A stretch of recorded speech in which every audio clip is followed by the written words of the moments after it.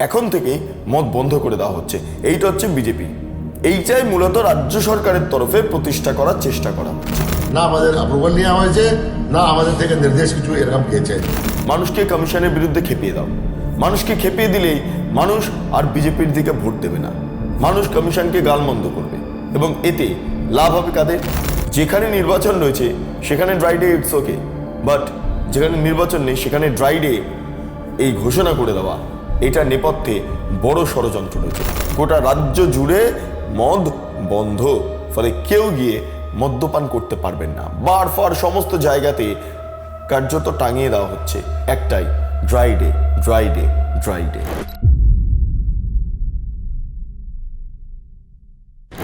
দেখুন, প্রথমেই বলে দিচ্ছি, মদ্যপান স্বাস্থ্যের পক্ষে ক্ষতিকর। মদ্যপান লিভারের সমস্যা তৈরি করতে পারে। তার সত্ত্বেও এই প্রতিবেদনটা পেশ করছি তার কারণ নির্দিষ্টভাবে একটা কনস্পিরেসি ইলেকশন কমিশনের বিরুদ্ধে রচনা করা হচ্ছে এবং সেটা রাজ্য সরকার করছে। কিভাবে দেখবেন শুনুন। এই মুহূর্তে নির্বাচন ঘোষণা আপনারা জানেন, কবে নির্বাচন হচ্ছে? 23 তারিখ, অর্থাৎ আগামীকাল। ফলে এক্ষেত্রে দাঁড়িয়ে 48 ঘন্টা আগে থেকে সংশ্লিষ্ট জেলাগুলোতে, যেখানে 23 তারিখ নির্বাচন আছে, সংশ্লিষ্ট জেলাগুলোতে মদ বন্ধ করে দেওয়া হয়েছে। এটা ইলেকশন কমিশনের নিয়ম যে যখন থেকে এই সাইলেন্ট জোন শুরু হবে বা সাইলেন্ট পিরিয়ড শুরু হবে সেই মুহূর্ত থেকে মদের দোকান সমস্ত কিছু বন্ধ করে দেওয়া হবে। সেই মতো করে কমিশন একটা গাইডলাইন প্রকাশ করে এবং যেখানে বলা হয় যে মদের দোকান বন্ধ করে দেওয়া হবে। কিন্তু খুব ইম্পর্টেন্টভাবে আবগারি দপ্তর বা এক্সাইজ ডিপার্টমেন্ট কি করলো? গোটা রাজ্য জুড়ে মদের দোকান বন্ধ করে দিল। ফলে কোথাও মদ পাওয়া যাচ্ছে না। এবার যাই হোক, প্রচুর এমন ব্যক্তিত্বরা রয়েছেন যারা ছোটখাটো মদ্যপান করেন বা বড়সড় মদ্যপান করেন এবং এ রাজ্যের ব্যক্তিত্বরাই রয়েছে, রেগুলার তারা মদ্যপান করেন। কিন্তু অদ্ভুতভাবে যেখানে ইলেকশন নয় সেখানে মদ্যপান বন্ধ করে দেওয়া হচ্ছে, সেখানে মদের দোকান বন্ধ করে দেওয়া হচ্ছে। এটার মূল কারণটা কি? যেটা আমরা জানতে পারছি, এই মুহূর্তে কলকাতা সহ যে সমস্ত জায়গায় সেকেন্ড ফেজে নির্বাচন আছে সেই সমস্ত জায়গাতেও মদের দোকান বন্ধ করে দেওয়া হয়েছে এবং আবগারি দপ্তর এই সার্কুলার জারি করেছে, যার জেরে গোটা রাজ্য জুড়ে, অর্থাৎ প্রথম দফায় যে সমস্ত জায়গায় ভোট আছে সেখানে তো মানুষজন মদের দোকান খুঁজে পাচ্ছেন না, মদ কিনতে পারছেন না। কিন্তু অন্যদিকে দাঁড়িয়ে এই যারা কলকাতার বাসিন্দারা রয়েছেন বা সেকেন্ড ফেজে যে সমস্ত জেলায় নির্বাচন হবে সেই সমস্ত এলাকার বাসিন্দারা রয়েছেন, তারাও মদের দোকান খুঁজে পাচ্ছেন না। এবার কি হলো? এক্সাইজ ডিপার্টমেন্ট বা আবগারি দপ্তরের এই ধরনের সার্কুলার জারি করার কি কারণ? কারণটা এটাই যে মানুষকে ক্ষুব্ধ করে দেওয়া, যে দেখুন ইলেকশন কমিশন এমন নোটিফিকেশন জারি করছে যার জেরে মানুষ তাদের যে খাবার যে ন্যূনতম অধিকার সেটাও হারিয়ে ফেলছে। ইলেকশন কমিশন বিজেপির কথায় চলে, আর বিজেপি মদ পছন্দ করে না। বিহারেও অনেক ক্ষেত্রে মদ নিষিদ্ধ হয়ে রয়েছে, বিভিন্ন জায়গায় মদ নিষিদ্ধ করার কথা বলছে। ফলে দেখুন, আসার আগে বিজেপি ইলেকশন কমিশনের দ্বারাই মদ কার্যত নিষিদ্ধ করে দেওয়ার চেষ্টা করছে। সেই কারণে যেখানে প্রথম দফার নির্বাচন আছে সেখানে তো মদ বন্ধই রয়েছে, কিন্তু দ্বিতীয় দফার নির্বাচন যেখানে আছে, যেটা আগামী 29 তারিখ হবে, যেখানে 27 তারিখ থেকে মদ বন্ধ হওয়ার কথা, সেখানে এখন থেকেই মদ বন্ধ করে দেওয়া হচ্ছে। এইটা হচ্ছে বিজেপি। এইটাই মূলত রাজ্য সরকারের তরফে প্রতিষ্ঠা করার চেষ্টা করা হচ্ছে। কিন্তু আদৌ কি তাই? না। ইলেকশন কমিশনার মনোজ কুমার আগরওয়াল, মানে অর্থাৎ রাজ্যের মুখ্য নির্বাচনী আধিকারিক, তিনি কি বলছেন এই মদ বন্ধ করা নিয়ে একবার শুনে নিন। আছে এটা যে যে সার্কুলার বের করেছেন এক্সাইজ ডিপার্টমেন্ট, ওদেরকে আপনি জিজ্ঞাসা করবেন, আমিও জিজ্ঞাসা করবো যে এটা কেন করলেন উনি। কিন্তু ইসিআই গাইডলাইন যেটা আছে, আমরা ওটাই গাইডলাইন যেটা আছে পালন করার জন্য বললাম। 48 আওয়ার্স যেটা আছে, ড্রাই ডে যেটা থাকে, কাউন্টিং দিন যেটা থাকে, তো ইসিআই গাইডলাইন আছে, ওটা আমরা তো ইসিআই গাইডলাইন অনুসারই চলবো। অল ওভার এখানে তো ইলেকশন আছে 29 তারিখে, 96 আর কোথায়? আজকে তো আপনার 9 দিন বাকি আছে, 8 দিন বাকি আছে। All over West Bengal sir, সেই কারণেই সমস্যা হচ্ছে এবং গোটা সেটা যেটা জিজ্ঞাসা করে নেবেন এক্সাইজ কমিশনারকে। আমি শুনলাম, আমিও জিজ্ঞাসা করে নেবো। আমরা যে ইসিআই গাইডলাইন বাইরে কাকে কিছু বলিনি, যেটা আছে না আমাদের পরামর্শ নেওয়া হয়েছে, না আমাদের অ্যাপ্রুভাল নেওয়া হয়েছে, না আমাদের থেকে নির্দেশ কিছু এরকম পেয়েছে। দেখুন, আপনারা শুনলেন কি বললেন। একটা বিষয় স্পষ্ট যে তিনি খতিয়ে দেখবেন যে কেন এই ধরনের সার্কুলার জারি করা হলো। হ্যাঁ, একটা বিষয় ঘটতে পারে, যেটা যদি সৎ পথে চালানো হয়, সৎ পথে একটা যুক্তি দেওয়া হয়, তাহলে এটা হতে পারে যে স্বাভাবিকভাবে বিভিন্ন জেলায় নির্বাচন আছে, প্রথম দফায় একাধিক জেলায়। ফলে সেকেন্ড ফেজে যে সমস্ত জেলায় নির্বাচন আছে সেখানে যদি মদ বন্ধ করে না দেওয়া হয়, তাহলে এই জায়গা থেকে বা এই জেলাগুলো থেকে, অর্থাৎ সেকেন্ড ফেজের জেলাগুলো থেকে মদ কিনে লোক প্রথম ফেজের জেলাগুলোতে সাপ্লাই করতে পারে, তাতে করে নির্বাচন প্রক্রিয়া ক্ষতি হতে পারে। এইটা একটা কারণ হতে পারে, কিন্তু এইটা সৎ কারণ ছিল না।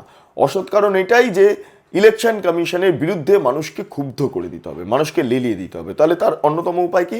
মদ বন্ধ করে দাও, মদ বন্ধ করে দাও। মদ পাবে না। নির্বাচনের 48 ঘন্টা আগে মদ বন্ধ হয়ে যাওয়া মানে, মদ বন্ধ হয়ে যাওয়া মানে কি? মানে প্রচুর মানুষ তারা যে ঘরে রেখে দেবে, তারা যে গোটা বিষয়টা নিয়ে চর্চা করবে, মদ্যপান করবে, সে বিষয়টাও নয়।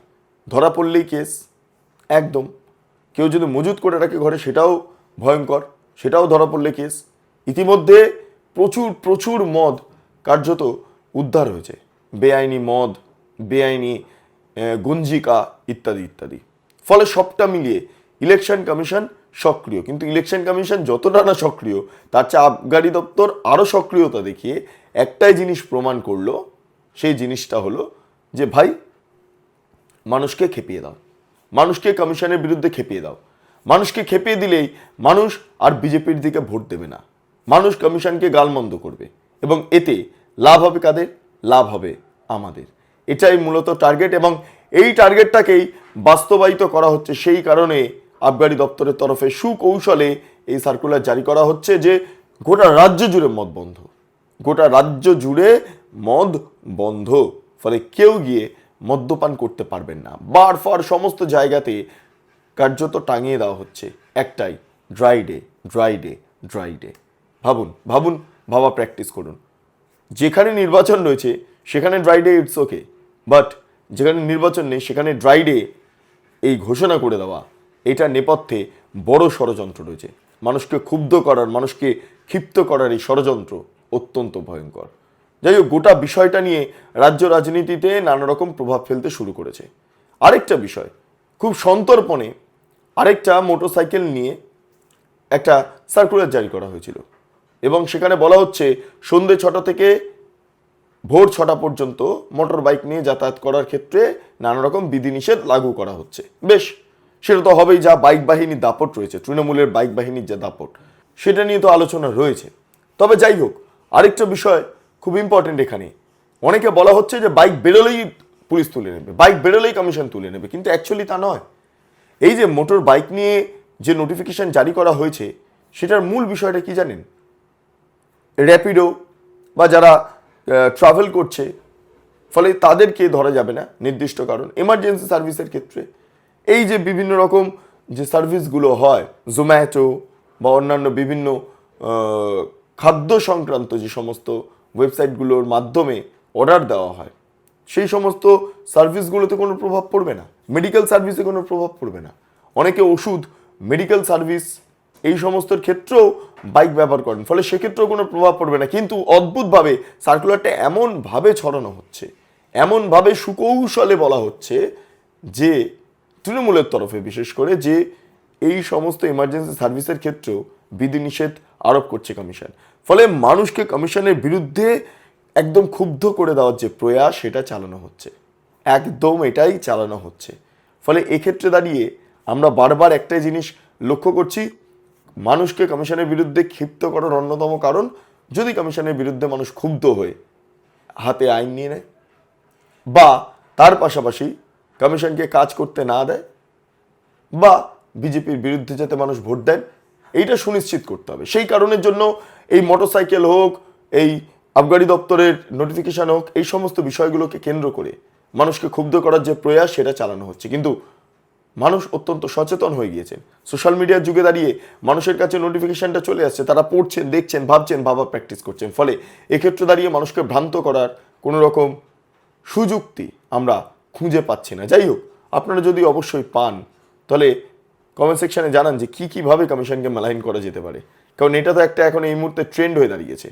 যাই হোক, নির্বাচন প্রক্রিয়া সুষ্ঠু এবং স্বাভাবিকভাবে করতে কমিশনের তরফে যে সক্রিয়তা, তা দেখতে পাচ্ছি। কিন্তু মদ বাইক নিয়ে এই যে প্রপাগ্যান্ডাটা ছড়ানো হচ্ছে, অ্যান্টি ন্যারেটিভটা ছড়ানো হচ্ছে কমিশনের বিরুদ্ধে, এতে কিন্তু বিপদে পড়তে পারে স্বয়ং তৃণমূলই। কারণ ইলেকশন কমিশন কারা কারা এই ধরনের ঘটনা ঘটাচ্ছে তাদের খোঁজ নিচ্ছে, কারা কারা এই ধরনের প্রপাগ্যান্ডা, অ্যান্টি ন্যারেটিভ ছড়াচ্ছে সেই সমস্ত বিষয় নিয়ে খোঁজ নিচ্ছে, এবং যদি পাওয়া যায় তাহলে শাস্তি অনিবার্য। ফলে আপনারা ভাবুন এবং ভাবা প্র্যাকটিস করুন। অবশ্যই কোনো মতামত থাকলে কমেন্ট সেকশনে জানান। আপনারা এতক্ষণ ধরে দেখছিলেন বেঙ্গল লিবার্টি। চ্যানেলটি অবশ্যই ভালো লাগলে লাইক করুন, সাবস্ক্রাইব করুন, শেয়ার করুন, বেল আইকন ক্লিক করুন www.bengalliberty.com। সেখানে ক্লিক করুন, সমস্ত খবর আপনাদের জন্য সাজানো রয়েছে। স্বাধীন, কাছেন এবং গেরিলা সাংবাদিকতার পাশে দাঁড়ান। অসংখ্য ধন্যবাদ।